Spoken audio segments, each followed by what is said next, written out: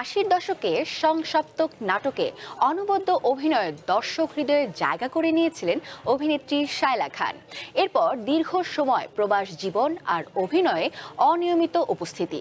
তবে এবার নতুন এক সিনেমা নিয়ে বড় পর্দায় আসছেন একসময়ের জনপ্রিয় এই অভিনেত্রী। সম্প্রতি গাজীপুরের পুবাইলে সিনেমার শুটিংয়ে অংশ নেওয়ার অভিজ্ঞতা থেকে শুরু করে ওয়ান নিউজের সাথে শায়লা খান তার অভিনয় জীবনের নানা বিষয় নিয়ে করেছেন স্মৃতিচারণ। বিস্তারিত মামুন ওয়াজিদের প্রতিবেদনে। নাটকের ইতিহাসে সময়কে ছাড়িয়ে কালজয়ী হয়ে আছে আশির দশকে প্রচারিত টিভি ধারাবাহিক সংসপ্তক। আব্দুল্লাহ আল মামুনের নির্মাণে বিটিভির প্রথম ধারাবাহিক সংসপ্তক নাটকে সুবর্ণা মুস্তফার বড় বোন আরিফা চরিত্রে অভিনয় করেছিলেন অভিনেত্রী শায়লা খান।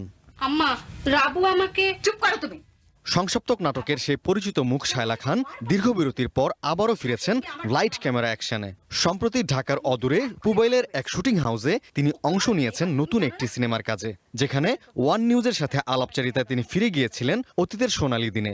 4টা ক্যামেরা থাকতো আর আমরা সবাই সব অ্যাকশন সবসময় রেডি থাকতে হতো, কারণ মামুন ভাই জানেন কোনটা ক্যামেরা কখন অন। তবে একটা স্মৃতি মনে আছে, সেটা হচ্ছে মামুন ভাই তখনও সংসপ্তক শেষ হয়নি, আমরা মিডলে।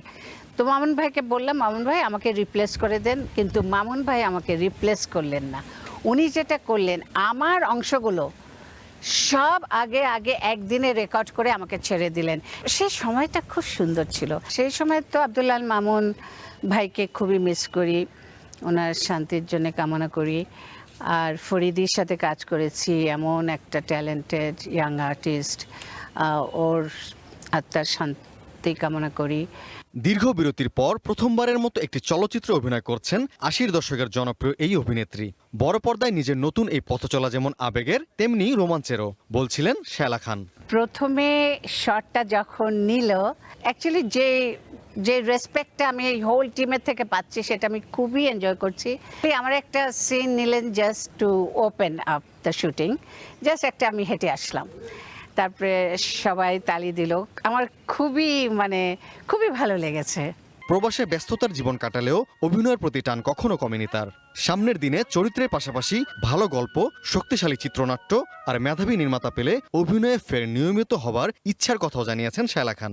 অবশ্যই, যেহেতু আমি আমেরিকাতে থাকি আর আমি তো একা না, আমার হাজব্যান্ড আছেন ওখানে, যদি সময় মতো সামারে করতে পারলে সময় দিতে পারবো, কারণ আমাদের তো উইন্টারের মধ্যে 3 সপ্তাহ। হ্যাঁ, ভালো স্ক্রিপ্ট, ভালো ডিরেক্টর অফার দিলে অবশ্যই করব। সংসপ্তকের স্মৃতি পেরিয়ে এবার রূপালী পর্দার নতুন অধ্যায়ে শায়লা খান। দীর্ঘ বিরতির পর তার এই প্রত্যাবর্তন দর্শকদের জন্য কতটা বিশেষ হয়ে ওঠে, সেটাই এখন দেখার অপেক্ষা। Mamun Wajid, one entertainment.